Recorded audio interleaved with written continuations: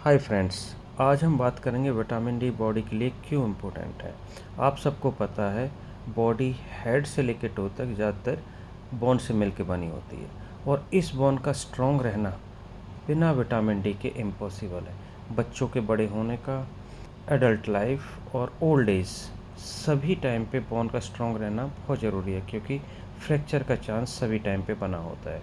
और इसमें vitamin D क्यों इम्पोर्टेंट है ये हम आज जानेंगे। मॉडिफाइड लाइफस्टाइल की वजह से ज़्यादातर विटामिन डी लेवल्स या तो नॉर्मल रेंज की लोअर रेंज पे मिलते हैं या फिर उससे कम मिलते हैं। अब ये लोअर रेंज पे क्यों है, इतना विटामिन डी कम क्यों होता है, इसके बारे में आज हम डिस्कस करेंगे। हमारी बॉडी में विटामिन डी दो तरह से आता है। एक तो डाइटरी सोर्स जो कि 5 to 10% ऑफ विटामिन डी हम लेते हैं, जैसे ही फूड के थ्रू लेंगे तो वो डाइजेस्टिव ट्रैक्ट में जाता है और एब्जॉर्ब होकर ब्लड में चला जाता है। सेकंड, सनलाइट एक्सपोजर जो कि 90% विटामिन डी बनाता है। जैसे ही सनलाइट एक्सपोजर स्किन पे होता है तो स्किन के अंदर 7 डिहाइड्रो कोलेस्ट्रॉल होता है जो चेंज हो जाता है विटामिन डी और कोलिकैल्सिफेरॉल में।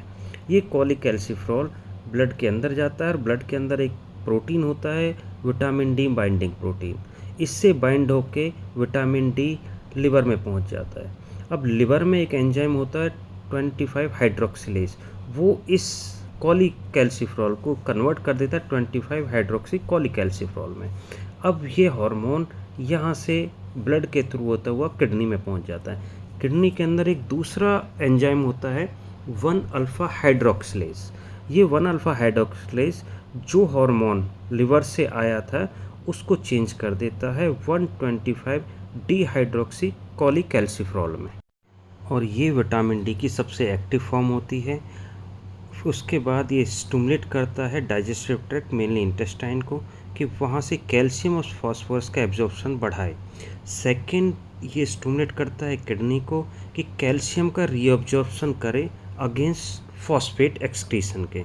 और थर्ड, ये जाता है बोन में, और बोन में दो सेल होती हैं। फर्स्ट सेल ऑस्टियोब्लास्ट, ये ऑस्टियोब्लास्ट को स्टिमुलेट करता है, जहाँ से कि ऑस्टियोब्लास्ट प्री ऑस्टियोक्लास्ट को स्टिमुलेट करती है। जो प्री ऑस्टियोक्लास्ट जो कि इमेच्योर सेल होती है वो आगे होकर मैच्योर ऑस्टियोक्लास्ट बना देती है।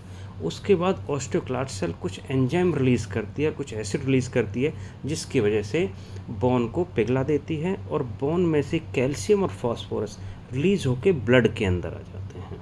और इस तरह से विटामिन डी कैल्शियम और फास्फोरस का लेवल ब्लड में नॉर्मल रखता है। साथ ही साथ में विटामिन डी जब ऑस्टियोब्लास्ट को स्टिमुलेट करता है तो वहाँ से ये एक और प्रोटीन को सिंथेसिस कराता है जो ऑस्टियोकैल्सिन होता है। ये ऑस्टियोकैल्सिन जब बोन की ग्रोथ हो रही होती है तो उस टाइम पे कैल्शियम को बाइंड कर लेता है और ऑस्टियोइड मैट्रिक्स में डाल देता है, जिससे कि ऑस्टियोइड का मैच्योरेशन हो जाता है। साथ साथ में ही कोलेजिनस ऑस्टियोइड मैट्रिक्स में भी ये कैल्शियम का डिपोजिशन करता है और वहाँ पे भी मैच्योरेशन करता है। और अगर इस तरह से ऑस्टियोइड मैट्रिक्स और कोलेजिनस ऑस्टियोइड मैट्रिक्स में अगर कैल्शियम का डिपोजिशन नहीं होगा तो बोन की ग्रोथ इतनी अच्छी नहीं होगी, बोन स्ट्रॉन्ग नहीं बनेगी, जिससे कि बोन वीक रह जाएगी और बच्चों में रिकेट जैसी बीमारी का रिस्क बढ़ जाता है। तो इस तरह से हमें पता लगता है कि विटामिन डी बहुत इम्पोर्टेंट है। अगर विटामिन डी की डेफिशिएंसी हो गई तो ब्लड में कैल्शियम फास्फोरस लेवल कम हो जाएगा, जो स्टिमुलेट करेगा पैराथायराइड हार्मोन को। ये पैराथायराइड हार्मोन बोन से कैल्शियम और फास्फोरस निकालेगा, जिसकी वजह से बोन वीक हो जाएगी और फ्रैक्चर के चांसेस बहुत बढ़ जाएंगे। इसलिए आपको विटामिन डी हर 6 महीने में ज़रूर चेक कराना चाहिए। अगर आपको कोई और भी प्रॉब्लम इसमें लगती है तो अपने एमडी मेडिसिन या एमडी फिजिशियन डॉक्टर को ज़रूर दिखाना चाहिए। अगर आपको ये वीडियो अच्छी लगी है तो चैनल को सब्सक्राइब करो, फॉलो करो, लाइक करो और शेयर करो। Thank you for your time.